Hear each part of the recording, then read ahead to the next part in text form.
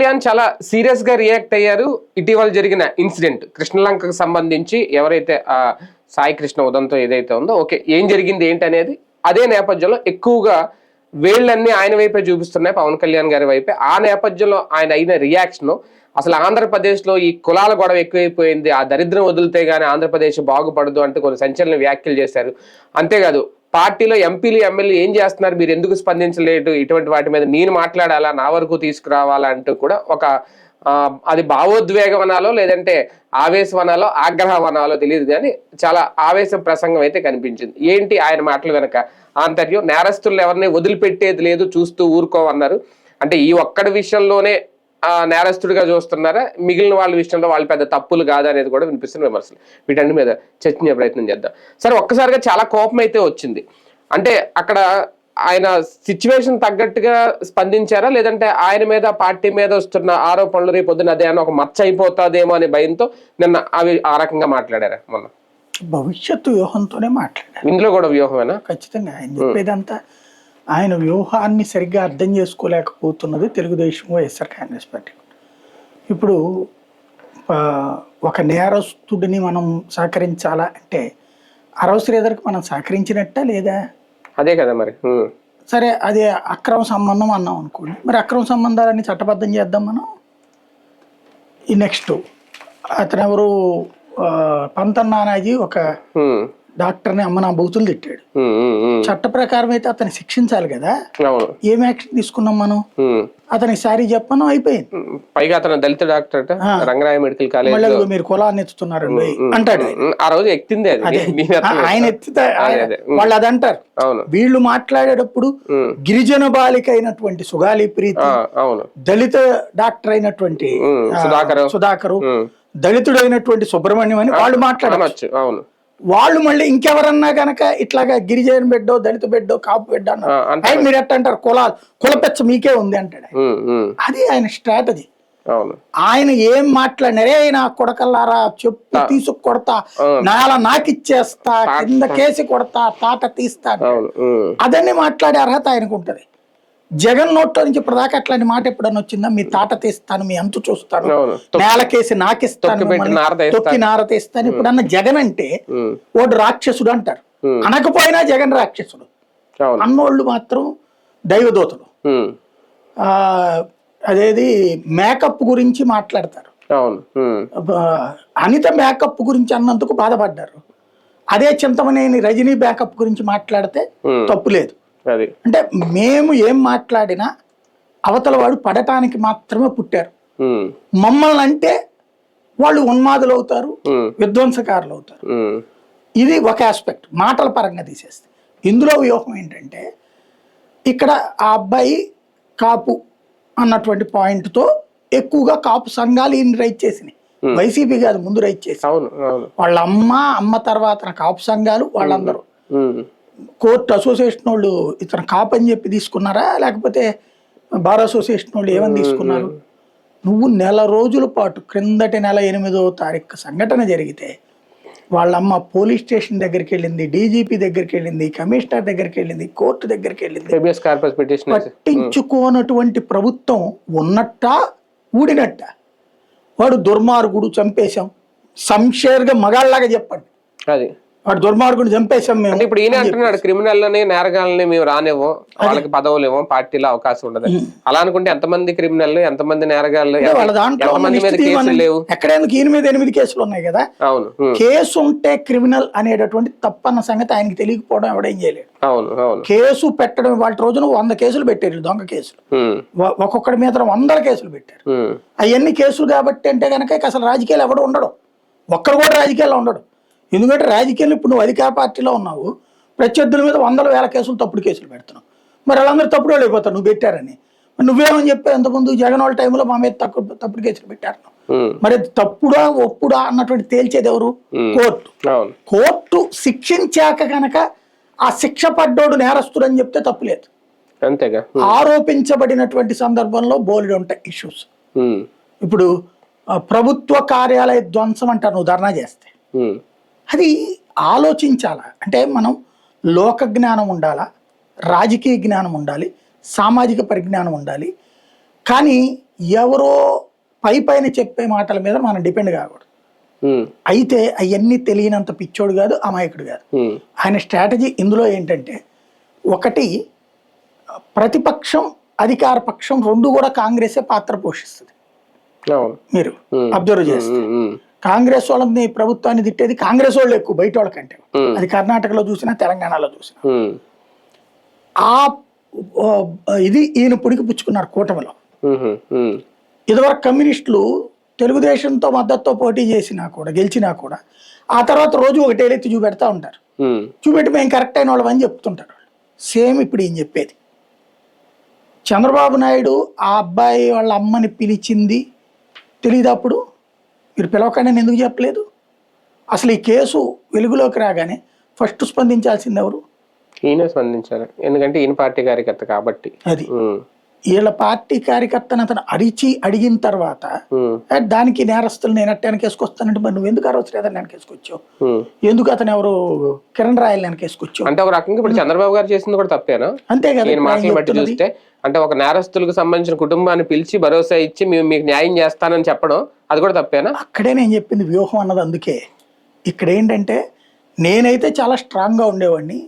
చంద్రబాబు మా కులపోడై నేను పట్టించుకోకపోతే, నేను తిట్టిపోస్తుంటే, వాడు క్రిమినల్ లాగానే చూస్తుంటే చంద్రబాబు జగన్కి భయపడిపోయేసి పిలిపించుకున్నాడు, వాళ్ళని మాట్లాడేశాడు.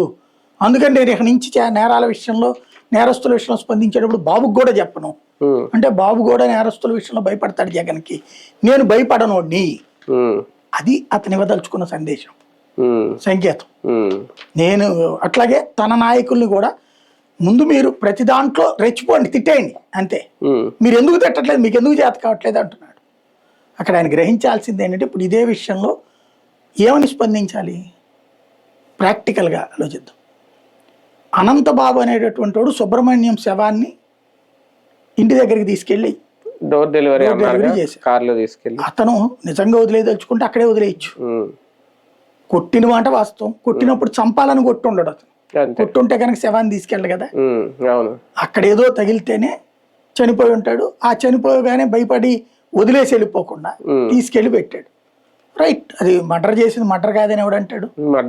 మర్డరే. అది అతను క్రిమినలే, నో డౌట్. అది డోర్ డెలివరీ అని 1,00,000 సార్లు అని ఉంటాం కదా మనం. ఇప్పుడు నో డెలివరీ, అది డోర్ డెలివరీ, ఇది నో డెలివరీ. శవం ఎక్కడుందో కూడా తెలియదు, బూడిద కూడా లేదు. తల్లి కోరుతోంది బూడిద, చచ్చిపోయిన డేటు, అది కూడా లేనిది. అంతకంటే క్రూరత్వం అవుతుందా? అంతకంటే మంచితనం అవుతుందా? వాడు క్రిమినల్. ఇప్పుడు కోర్టు నిరూపిస్తే, కోర్టు శిక్ష వేస్తే, కానీ వాడిని నువ్వు క్రిమినల్ అంటున్నావు. అతన్ని చంపి తగలబెట్టి బూడిద కూడా ఇవ్వనోడిని ఏమనాలి? ఎంతకంటే క్రూయల్ అతను. నాకు ఈ విషయంలో ఒక బాగా గుర్తుకుంది. అంటే మనం ఏదైనా సరే రాజకీయ నాయకులు చేసే తప్పు, వ్యవస్థల్లో తప్పు ఎట్లా ఉంటుందంటే, మొదట్లో మనకు బెజవాడలో రౌడీ నాయకులు వీళ్ళందరి దగ్గరికి కూడా ఎందుకు వెళ్ళేవాళ్ళు జనం? పోలీస్ స్టేషన్కి వెళ్ళి, సార్ వాడు మా షాపులో గొడవ చేస్తున్నాడు సార్ అంటే, వాడి పేరేంటి? వాడు సోన్సో కార్పొరేటర్ మనిషి, ఆ కార్పొరేటర్ సోన్సో నాయకుడు మనిషి, మనం చేస్తే లేనిపోయిన పెంట వద్దు, నువ్వు పని ఆ నాయకుడు ప్రత్యర్థి నాయకుడు సోన్సో ఉన్నాడు కదా, ఆయన దగ్గరికి వెళ్ళి చెప్పుకో. ఇది పోలీస్ స్టేషన్లో చెప్పేవాళ్ళు. మేము ప్రత్యక్షంగా చూసిన రోజులకి ఇంతకుముందు. అలాంటి స్టేజీలో రౌడీయిజం పెరిగింది. ఆ రౌడీయిజాన్ని కంట్రోల్ ఎప్పుడు చేశారు పోలీసులు అంటే, రౌడీ అనే పేరు చెప్పిన వాళ్ళ తీసుకెళ్ళి కొట్టినప్పుడు, చంపేలా. డిటి నాయక్ పోలీస్ కమిషనర్గా వచ్చినప్పుడే మొదట రౌడీయిజం మీద ఉక్కుపాదం మోపింది. రత్నకుమార్ని అరెస్ట్ చేసింది కూడా అప్పుడే. సౌమ్య మిశ్రా పోలీస్ ఏసీపీ అప్పుడు, సూర్యచంద్ర ఎస్ఐ అరెస్ట్ చేసింది. ప్రత్యక్ష సాక్షి నేనే. ఏంటప్పుడు ఒక మర్డర్ కేసు, ఒక రిక్షా పొల్లరుది డబ్బులు ఎవరికో బాకీ ఉన్నాడు, అతను తీసుకొచ్చి ఇంట్లో నిర్బంధించారు, డబ్బులు ఇవ్వలేదని. చచ్చిపోయాడు అతను. అమ్మాయి ఆమెం కొట్టి చంపలా, ఆ డబ్బులు తెచ్చేదాకా ఆపమన్నారు. అక్కడ నిర్బంధించారు, చంపేసా, చచ్చిపోయింది అతను. మర్డర్ కేసు, పోలీసులు ఆవిడని అరెస్ట్ చేశారే. ప్లస్ అక్కడేమీ ఎన్కౌంటర్ చేయలేదే పోలీసులు ఎవరిని కూడా. దాంతోపాటు అనేక మంది రౌడీ నాయకులు వాళ్ళ మనుషుల్ని. రౌడీయిజం కంట్రోల్ అంటే మనం అరవటము, కేకలు వేయడము, చంపేయడం కాదు. రౌడీ అనేటటువంటి వాడు ఎప్పుడు శక్తివంతంగా ఉంటాడంటే వాడికి వెనకాల వ్యవస్థలు ఉన్నాయి అన్నప్పుడు. వాడి వెనకాల ఆడు చెప్తే పోలీసులైనా పక్కకి తప్పుకుంటారు, వాడు చెబితే అవతలోడైనా సరే ఉంటాడు. వాడి మీద కంప్లైంట్ ఇవ్వడానికి మనకు భయం ఎప్పుడేస్తుంది, పక్కన వాళ్ళు చెప్తారు వాడు పెద్ద రౌడీ రోయ్ ఎందుకురా నీకు వచ్చిన గొడవ అని. అంటే నేను కొన్ని వందలు విన్నాను అనుకోండి జర్నలిజం ఫీల్డ్లోకి వచ్చాక. అలాంటప్పుడు డీటీ నాయక్ చేసిన పని ఏంటి, ఆ రౌడీ అరాచకాలు చేసే రౌడీని పోలీస్ స్టేషన్ వాకిట్లో కడ్రాయర్ మీద నుంచోబెట్టేవాడు. దారిని పోయే ప్రతి కానిస్టేబుల్ బయట పీట్ చూసుకొని వచ్చేటప్పుడల్లా ముడ్డి మీద లాఠీతో ఒకటి వేస్తూ ఉంటారు. ఇది సభ్య సమాజం చూస్తుంది. పొద్దు నుంచి రాత్రి దాకా ఆడు పోలీస్ స్టేషన్ నేను చంపేయరు, వాడికి వాడి మీద ఉన్న భయాన్ని చంపేస్తారు. రౌడీయిజం కంట్రోల్ అనేది అప్పుడు జరిగింది. తర్వాత సురేంద్ర బాబులు, ఏవి వెంకటేశ్వరరావు వీళ్ళందరూ దాని కొనసాగింపు. అంతేగాని రౌడీయిజాన్ని కంట్రోల్ అనేటటువంటిది ఆ భయాన్ని పోగొట్టడం, అరవడము కేకలేయడం కాదు. రెండవది ఏంటంటే పోలీస్కి నువ్వు స్వేచ్ఛ ఇవ్వాలి. ఆ స్వేచ్ఛ ఎట్లా అంటే రాజకీయపరమైనటువంటి ఒత్తిళ్ళు ఉండకూడదు. ఇవాళ రాజకీయ ఒత్తిడి లేకుండా ఒక్క కానిస్టేబుల్ పనిచేయగలడని చూడండి, ఇంకప్పుడు ఎక్కడ ఉంటుంది నీకు న్యాయం? పోలీస్కి ఇట్లాంటి విచ్చలవిడి స్వేచ్ఛ ఇచ్చావు అనుకో, రేపు పొద్దున్న నీవాడినైనా చంపేది. ఇప్పుడు నీవాడే ఆడు చచ్చిపోయినాడు, ఆడేం వైసీపీ వాడుగా తెలుగుదేశం వాడుగా పక్కా జనసేన గారి కదా స్టిక్కర్ కూడా ఉందండి. మరి వాడు అరాచకవాది అయితే అరాచకవాది నువ్వు పట్టించుకోబోతు. మరి అంటే అరాచకవాది నీ పార్టీలో ఉన్నాడే, ఇప్పుడు ఆ మామ నీ పార్టీలోనే ఉన్నాడు కదా, ఫ్యామిలీ అంతా మరి నీ పార్టీలోనే ఉన్నప్పుడు అంటే నువ్వేంటి రౌడీలకు పార్టీలో చేర్చుకున్నట్ట? అట్లా అంటే నీ పార్టీ వాళ్ళందరూ రౌడీలైనట్ట కాదే, నేను అట్లా ఒప్పుకోను దాన్ని. ఇక్కడ అనవసరంగా కెలికాడు అది. అవును, కాకపోతే వ్యూహం నేను చెప్పిన వ్యూహం. కానీ మధ్యకాలంలో పవన్ కళ్యాణ్ గారికి అంటే ఈ ఇన్సిడెంట్ అని కాదు, కొద్ది రోజుల నుంచి అంటే కులాల మీద ద్వేషం పెరుగుతోందా, లేదంటే ఒక కులానికే నన్ను ఫిక్స్ చేస్తున్నారు అనే ద్వేషమా? నిన్న కూడా ఆయన కులాల గురించి చాలా స్ట్రాంగ్ గా మాట్లాడారు, గట్టిగా మాట్లాడారు. అంటే సమస్య ఎక్కడ వస్తుందంటే ఎందుకంత మనము ఒక ఏజ్ లో ఉన్నప్పుడు ఉండే టెంపర్మెంట్ ఏజ్ పోయాక మారాల. ఇక్కడ ఈయన పదే పదే ఆ చిన్నపిల్లాడి మనస్తత్వాన్ని ఎక్కువ పెంచుకుంటున్నాడు. రోషం, కాలేజీ కుర్రాళ్ళకి వచ్చే రోషం ఉంటుంది చూడండి, ఆ రోషాన్ని చూపెడుతున్నాడు. సోషల్ మీడియా దానికి నువ్వెందుకు స్పందిస్తావు? నీ పార్టీ వాడిని స్పందించు. ఆ రోషం వెనక ఎవరి మీద ఉక్రోషం అదే అనేది. ఎందుకు నువ్వు అనవసరంగా స్పందిస్తావు? నువ్వు అన్నట్టు ఎమ్మెల్యేలకి నువ్వు అసలు ఎమ్మెల్యేలు ఏం మాట్లాడాలి? నువ్వు తెలుగుదేశంలో పొద్దున్నే ఓ మెసేజ్ వచ్చేస్తుంది వాళ్ళకి, ఈ టాపిక్ ని ఎలా చూడాలి, వాళ్ళ వెర్షన్ ఏంటో వచ్చేస్తుంది అక్కడ. ఒక రకంగా ఇలాంటి సందర్భాల్లో అనిపిస్తుంది చాలా ఫ్రీ హ్యాండ్ ఇస్తున్నారేమో ఎమ్మెల్యేలు ఎంపీలకి, వాళ్ళే మాట్లాడతలేదేమో. ఏమని మాట్లాడాలి ఇప్పుడు? ఇది అదే కనుక ఇట్లా మాట్లాడారు అనుకో, మీకు ఏమైనా పిచ్చ అయిందా? అట్లా మొన్న కూడా అన్నారు ఢిల్లీలో, మీరు మాట్లాడండి అన్ని అంశాల మీద మాట్లాడండి, ఎందుకు సైలెంట్ గా ఉంటాను. అంతకుముందు రాజమండ్రి సభలో కూడా చెప్పారు, మళ్ళీ ఇప్పుడు నిన్న కూడా చెప్పారు మాట్లాడారు. అదే నేను అంటోంది, నువ్వు మాట్లాడంటున్నావు, మన వెర్షన్ ఏంటి ఎవరు జడ్జ్ చేస్తాడు అంటున్నా. ఇప్పుడు కమిటీ వేసినట్టున్నారుగా, అది వేరు. అది తప్పు మాట్లాడితే ఫస్ట్ నువ్వేం చేయాలి? ఇప్పుడు తెలుగుదేశంలో మనం ఈ అంశం మీద మన స్టాండ్ ఏంటి అనేది వాళ్ళు కూర్చొని డిసైడ్ చేసుకుంటారు. ముందు పెద్దోళ్ళు డిసైడ్ చేసుకుని ఇది మన స్టాండ్ అని పంపిస్తారు. ఇట్లా సాయిని ఎట్ట తిట్టండి, లేకపోతే సో యూట్యూబ్ వాళ్ళని ఎట్ట తిట్టండి, వీళ్ళ మీద పడిపోండి మీరంతా 4 రోజుల పాటు. ఇది వాళ్ళు ఇచ్చే స్టాండ్. అది దానికి అనుగుణంగా ఫాలో అయిపోతారు. ఆ స్టాండ్ ఏంటో నువ్వు చెప్పట్లేదు నీ పార్టీకి. నీ పార్టీకి నువ్వు స్టాండ్ చెప్తే నీ ఎమ్మెల్యేలకి, ఇదిగో వీడి విషయంలో వాడి క్రూరము నేరస్తుడు, వాడిని చంపితే తప్పేం లేదు, కాబట్టి తొందరగా ఎక్కడుందో శవం చూపించాలి, ఇది మన వెర్షను. లేదు ఆ శవం సంగతి ఇదేం మాట్లాడద్దు, అట్లాంటి దుర్మార్గులు మేము వెనకేసుకు రామయ్యా, అడిగేదాన్ని జరిగినా కూడా మంచి అని అనుకుంటాం, సమాజంలో అట్టంటి వాళ్ళు ఉండదగ్గవాళ్ళు కాదు అని అనుకుంటాం అని మీరు అందరూ మాట్లాడండి అని నువ్వు స్టాండ్ ఇవ్వాలి కదా. నెల రోజుల నుంచి కొట్టుకు చస్తుంటే ఇష్యూ నువ్వేం మాట్లాడను అంటే, ఇప్పుడు కాపు అని రాశారు కాబట్టి అంటే కాపు అని ఎప్పుడు రాశారు? అది చివరికి అమ్మాయి న్యాయం కోసం పోరాడి వాళ్ళే చెప్పుకున్నారు మేము కాపులము, మాకు న్యాయం లేదు, పవన్ కళ్యాణ్ మేము జనసేనలో ఉన్నామనేసి. అక్కడ వాళ్ళు చెప్పుకున్నాక వచ్చిన టాపిక్ అది. కాబట్టి అక్కడ మిస్ అవుతున్నది. ఈయన కమ్యూనికేషన్ ఎక్కడ తేడా వస్తున్నది అంటే, ప్రతి అంశంలో ఆవేశపూరితంగా మాట్లాడుతూ తను సెల్ఫ్ గోల్ వేసుకుంటున్నాడు అని అందరూ అనుకుంటున్నారు. కాదు, నేను చెప్పిన వ్యూహం అంతే. అది సెల్ఫ్ గోల్ కాదు, వ్యూహం. వ్యూహాత్మకంగా మాట్లాడుతున్నాడు. ఏంటంటే లోకేష్ కంటే ఈయన కరెక్ట్ పర్సన్. లోకేష్ స్పందించాడు దాని మీద. చంద్రబాబు స్పందన పిలిపించి మాట్లాడాడు. అదే ఆయన ముఖ్యమంత్రి హోదాలో పిలిపించారు, వాళ్ళందరికంటే కూడా ఈయన కరెక్ట్ జెన్యూను. పవన్ కళ్యాణ్కి నిజంగా పవర్ ఇస్తే గనక అసాంఘిక శక్తుల్ని కంట్రోల్ చేస్తారు. అది కూడా అన్నారు, లాండ్ ఆర్డర్ నా చేతిలో లేదు, ఉండుంటే మీ సంగతి తేల్చు. అది వైసీపీకి ఇస్తున్నారేంటి వార్నింగ్ ఇందులో? అయితే స్పెషల్ అదొక ఎత్తు, లాండ్ ఆర్డర్ నీ చేతిలో లేదు కదా. మరి భీమవరం డిఎస్పీ మీద నాకు నివేదిక కావాలని ఎందుకు అడిగినట్టు పేకాటకు సంబంధించి మరి ఎందుకు అడిగావు నువ్వు? ఆయన ట్రాన్స్ఫర్ చేసిన తర్వాత పవన్ కళ్యాణ్ గారి సూచనలతో ఎందుకు వచ్చింది? అదే కదా, ఆయన ఏది కావాలంటే అది మాట్లాడతాడు. నేను చెప్పాను కదా, ప్రతి దాంట్లో వ్యూహం ఉంటది. కాకపోతే ఆయన వ్యూహంతో పాటు ఆ వ్యూహం ప్రజలకి అర్థం కాలేదని ఆయన అనుకుంటున్నాడు. బానే ఉంది, సరే నా బోట్ వాళ్ళకి ఒక అవగాహన వచ్చింది, అదొకటి అనిపిస్తుంది. కాకపోతే పాయింట్ ఏంటంటే మనం రాసిన పరీక్షకి మనం మార్కులు వేసుకోం. చంద్రబాబు గారి ప్రోగ్రెస్ రిపోర్ట్ లాగా మనం రాసిన పరీక్షకి మార్కులు వేసే జనం. ఈ ఇష్యూలు నేను ఫస్టే చెప్పినట్టుగా ఇదివరకు ఆడెవడో రేప్ చేసినోడు తర్వాత చెరువులో పడి చచ్చిపోయాడు. దట్ ఈజ్ లాకప్ డెత్ కాదు, పోలీసు ఎన్కౌంటరే. కానీ పోలీసులు తెలంగాణలో లాగా సజ్జన్నారు ఇరుక్కున్నట్టు ఇరుక్కోవడం ఎందుకు అనుకుంటున్నారు కాబట్టి చెరువులో పడి చచ్చిపోయాడు అన్నటువంటి పాయింట్లను పెట్టారు. Very good. ఏ వైసీపీ వాడు ఖండించలేదు కదా, ఏ జగన్మోహన్ రెడ్డి వాళ్ళని వెళ్ళి గెలవలేదు కదా. జగన్మోహన్ రెడ్డి స్పందించింది తెనాలి ఇష్యూ, తర్వాత ఈ ఇష్యూలు. ఎందుకు ఈ రెండిట్లో కూడా అక్కడ నువ్వు ఆ నేరస్తులు నువ్వు కొట్టిన తర్వాత వాళ్ళు నేరస్తులు అని చెప్తున్నావు. నువ్వు ముందు చెప్పాయా? అంతకంటే దుర్మార్గంగా మాట్లాడి చింతమనేని ప్రభాకర్ ఏకంగా ఇదే పట్టుకుపోయాడు, బుల్డోజర్ ఎత్తు కొట్టడానికి పోయింది కూడా అలా సొంత కార్యకర్త మీద. మరి అంతకంటే క్రూరం ఇంకే ఉండదు ఒక ఎమ్మెల్యే అయ్యి ఉండి నువ్వు స్పందిస్తున్నావా? జేసీ ప్రభాకర్ రెడ్డి అక్కడ వెంట పడుతున్నాడు, చివరికి అదేది పోలీస్ స్టేషన్ ముందు స్నానం చేస్తున్నాడు. ఏంది అది? అఖిల ప్రీతి ఏంటి? ఆ బొడ్డాన అతను ఎవరు ఉన్నాడు శ్రీశైలం దగ్గర కూడా ఏంటి? ఇవన్నీ ఏంది? ఈ ప్రభుత్వంలోనే కదా నడుస్తుంది. నువ్వు కూడా అందులో భాగస్వామి కదా, నువ్వు డిప్యూటీ సీఎం కదా. అక్కడ జరిగే ఈ దౌర్జన్యాలన్నిటికీ నీది బాధ్యత కాదంటే ఎట్లా? నేను అన్నిటికీ స్పందించను, ఓన్లీ వైసీపీ వాళ్ళు అన్నప్పుడే స్పందిస్తానంటే ఎట్లాగా?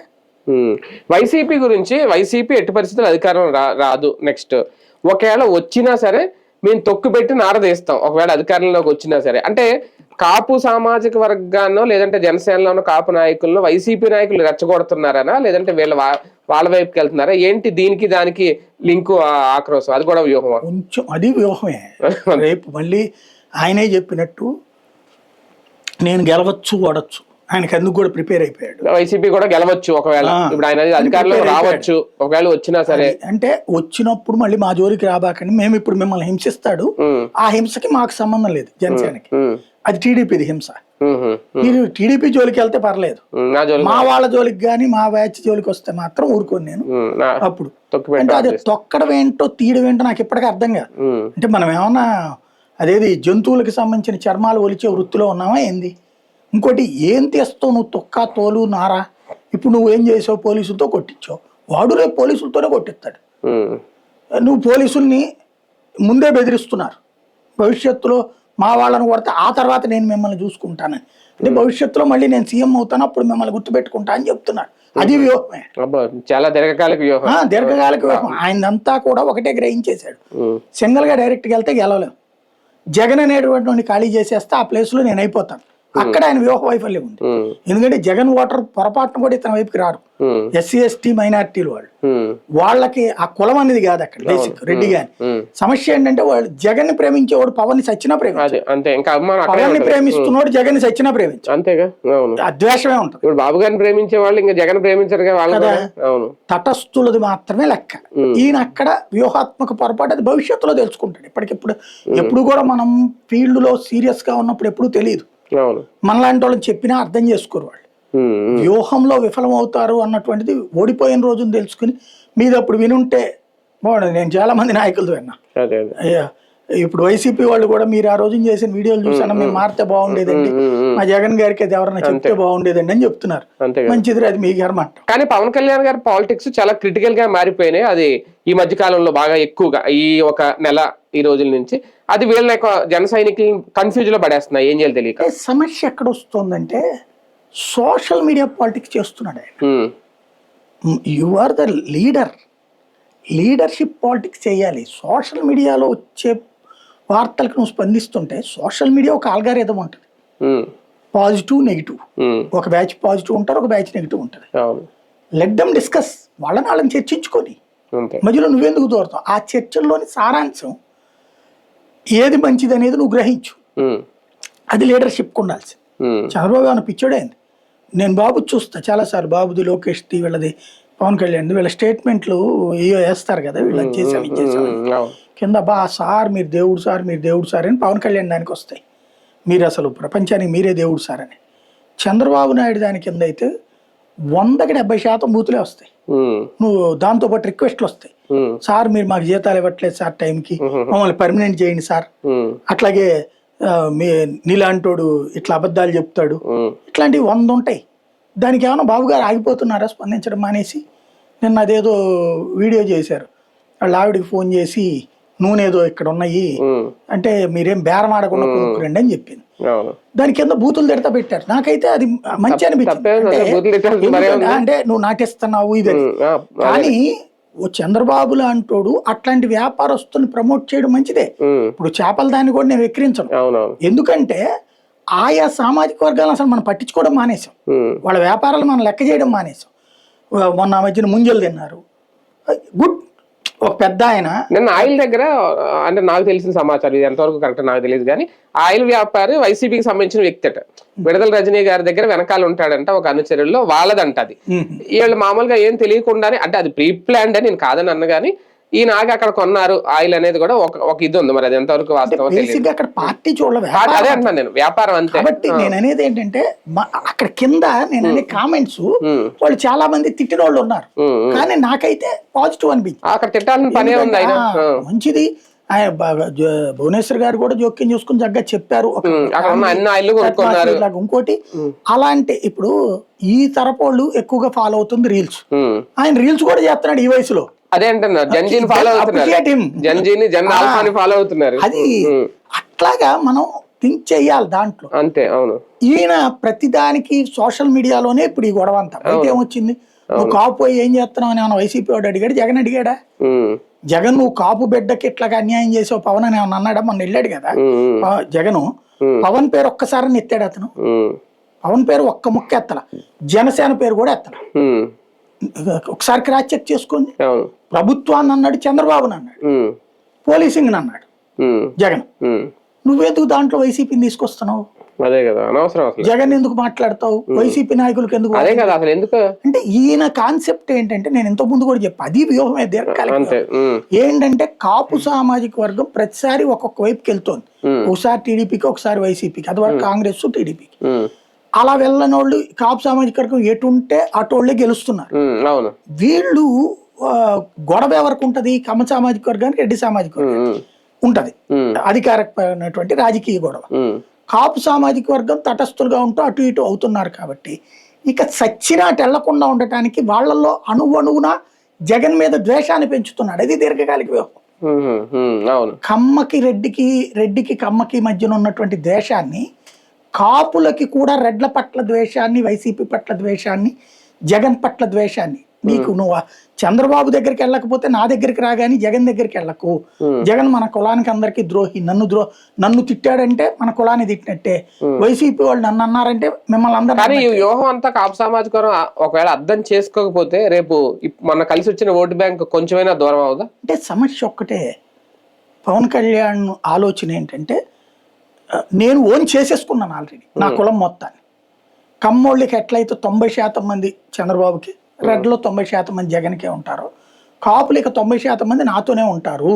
నేను వాళ్ళని తిట్టినా నాతోనే ఉంటారు, దూరం పెట్టినా నాతోనే ఉంటారు, నేను తప్ప వాళ్ళకి ఇంకెవడున్నాడు లీడరు అనేది ఆయనలో వచ్చేసినట్టు బలమైన ఫీలింగ్. అందుకోసం ఆయన దానికి తోడు వాళ్ళని జగన్ వైపుకి పొరపాటును కూడా పోనీయకుండా ఉండాలంటే, ఇప్పుడు జగన్ ఈయన్ని ఎప్పుడైనా అమనాభూతులు తిట్టాడా? నా కొడక రా తాట తీస్తా అని చెప్పు ఎప్పుడైనా మాట్లాడాడా? నిన్న అధికారంలోకి రానియను అని ఏమన్నా అన్నాడు ఎప్పుడన్నా? ఇప్పుడు నువ్వు అదేదో ఎమ్మెల్యే అసెంబ్లీ గడప కూడా తొక్క నేను కొడాలి నాని, పైన నానీలు కొడాలి నానీలు, అంతేగాని జగన్ కాదు. అవును. నిన్ను అధికారంలోకి రానియను, నీ జీవితంలో అవును, వాళ్ళు అన్నారు, రోజా గారు కూడా అన్నట్టున్నారు. అదే వీళ్ళు అంటారు, వీళ్ళు అన్నారు. కిందోళ్ళు అంటారు, నీ కిందోళ్ళు కూడా 100 మాట్లాడట్లేదు, ఆ చేపల పులుసోడు అవును. ఇంకోళ్ళు ఏదో మాట్లాడలేదు, ఇంకా దారుణంగా బూతులు కూడా తిడుతున్నారు కదా, బూతులు కూడా నీ కిందోళ్ళు వాళ్ళ కిందోళ్ళు మాట్లాడుకుంటున్నారు, నువ్వెందుకు మాట్లాడుతావు, జగన్ నిన్ను మాట్లాడట్లేదే.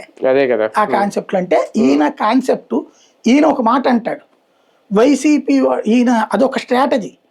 మీరు నెలకు ఒకసారి చూడండి, ఒకసారో 2 సార్లు ఈయన మొత్తం ప్రభుత్వానికి వ్యతిరేకంగా పరిస్థితి వచ్చిన టైంలో ఈయన వ్యూహం ఇది. ఇప్పుడు ఈ అంశంలో వాస్తవంగా ఒక్కసారి డిఫెన్స్ లో పడిపోయింది గవర్నమెంట్. 7 డోర్ డెలివరీ అన్నాం, బూడిదని కూడా నో డెలివరీ స్టేజ్కి వచ్చేసింది. పోలీసింగ్ మీద తీవ్రమైనటువంటి కోపం వచ్చేసింది జనానికి, తటస్థులలో. పార్టీ వాళ్ళు, మన పార్టీ వాళ్ళకి, ఈవెన్ మన పార్టీ వాళ్ళు కూడా ఏంట్రా ఇది అనేటటువంటి ఫీలింగ్ వచ్చింది ఈ స్టేజీలో. అందుకనే చంద్రబాబు గారు పిలిచి మాట్లాడింది. అంత చేస్తున్నప్పుడు ఇది జగన్ పొరపాటున అక్కడికి వెళ్ళడం అడ్వాంటేజ్ అయింది, ఆ కుటుంబానికి అడ్వాంటేజ్ అయింది, ఇది అయ్యింది. అది ప్రభుత్వానికి తీవ్ర వ్యతిరేకత వచ్చేసింది. అప్పుడు స్పందించడం వల్ల చంద్రబాబు, అప్పుడు యాక్షన్ తీసుకోవడం వల్ల చంద్రబాబు, నెల రోజుల నుంచి తనుకుంటున్నప్పుడు ఏమి స్పందించిన ప్రభుత్వము, చివరికి హెబియస్ కార్పస్ పిటిషన్ వేస్తే కూడా వదిలిపెట్టేసామని అబద్ధాలు కోర్టుకు చెప్పినటువంటి ప్రభుత్వము, చచ్చిపోయాడన్న విషయాన్ని వాళ్ళ అమ్మ చెప్తుంటే అంగీకరించిన ప్రభుత్వం. అంగీకరించిందా జగన్ వెళ్ళేదాకా? అప్పటిదాకా మాట్లాడలేదు కదా, జగన్ వెళ్ళక ముందు దాకా మాట్లాడలేదు, జగన్ మాట్లాడడం బిగించేసాక మాట్లాడారు. అంటే అర్థం ఏంటి, అప్పటిదాకా వాడు చచ్చిపోయాడు అన్నది కూడా ఒప్పుకోలేదు కదా వీళ్ళు. ఏమో మాకు తెలియదు, అంతే కదా. అదే నేననేది, ఇప్పుడు మర్డర్ కేసు పెట్టారు కదా, మర్డర్ కేసు పెట్టేశారు కదా, ఇది ముందు పెట్టలేదే, అంత నెగిటివ్ వచ్చింది. ఈ నెగిటివ్ అర్జెంట్ గా దారి మళ్లించాలంటే పవన్ కళ్యాణ్ రంగంలోకి దిగుతాడు, దిగేసేసి ఏదో ఒకటి మాట్లాడు, మీరు మళ్ళీ గ్రహించండి, ఆయన ఏది పడితే అది మాట్లాడు, ఆ లోపాన్ని దోషాన్ని మొత్తాన్ని వైసీపీ మీదకే దోసేస్తాడు, జగన్ మీదకే దోసేస్తాడు. జగన్ అనే క్రిమినల్ తో పోల్చుకుంటే వీళ్ళందరూ చిన్న క్రిమినల్సే అని అనుకోవాలి. అది ఆయన వ్యూహం. ఏంటంటే రాష్ట్రంలో నువ్వు ఏమైనా జరగనియండి, పిల్ల మంచినీళ్ళు తాకపోయినా, పాలు తాగకపోయినా, పెరుగు తోడుకోకపోయినా సరే జగనే కారణము. అట్లాగే భోజనం సరిగ్గా మనకి మధ్యాహ్న భోజనం చేయలేదు అనుకోండి, వాళ్ళు భోజనాలు వండే వాళ్ళు అందరూ కూడా వైఎస్ఆర్ కాంగ్రెస్ పార్టీ వాళ్ళు ఉంటున్నారు, అందుకే సరిగ్గా ఉండట్లేదు అని చెప్తాడు. మంచినీళ్ళు సరిగ్గా రావట్లేదు అనుకోండి, వైఎస్ఆర్ కాంగ్రెస్ పార్టీ టైంలో నీళ్ళన్నీ తాగేశారు వాళ్ళు, అందువల్ల దొరకట్లేదని చెప్తాడు. ఆంధ్రప్రదేశ్ లో మనకి పిల్లలు పుట్టకపోయినా జగనే కారణం, పిల్లలు ఎక్కువ మంది పుట్టినా జగనే కారణం, నేరం జరిగినా జగనే కారణం, నేరాలు తగ్గినా జగనే కారణం. ఎందుకంటే నేరాలు ఈ మధ్యన మేము వచ్చాం కాబట్టి, జగన్ ని కంట్రోల్ చేశాం కాబట్టి ఈ నేరాలన్నీ తగ్గినాయి అంటారు. ఇది ప్రతి విషయాన్ని జగన్ ని ఒక నెగిటివ్ గా చూపెట్టాలన్న చంద్రబాబు మాటల్ని జనం నమ్మట్ల. పవన్ మాటలకి ఇంకా కొంత విశ్వసనీయత ఉంది కాబట్టి పవన్ కళ్యాణ్ ప్రభుత్వ వ్యతిరేకత వచ్చినప్పుడల్లా వచ్చి ఆవేశంతో ఊగిపోయి అసలు అంశం నుంచి దాన్ని జగన్ వైపుకి డైవర్ట్ చేయడంలో సక్సెస్ అవుతారు. అది రైట్. చూద్దాం. మొత్తానికి పవన్ కళ్యాణ్ గారు చేసిన వ్యాఖ్యలు నిజంగా దీర్ఘకాలిక వ్యూహంలో భాగమా, ఎంతవరకు జన సైనికుల్లో ఒక అయోమయాన్ని తెచ్చిపెట్టి, లేదు మేము చాలా క్లియర్గా ఉన్నాం, మా నాయకుడు వేసిన బాటలోనే ముందుకు వెళ్తాం అని అంటారా? ఏంటి ఈ కుల పాలిటిక్స్, ఏం జరగబోతుంది భవిష్యత్తులో చూద్దాం.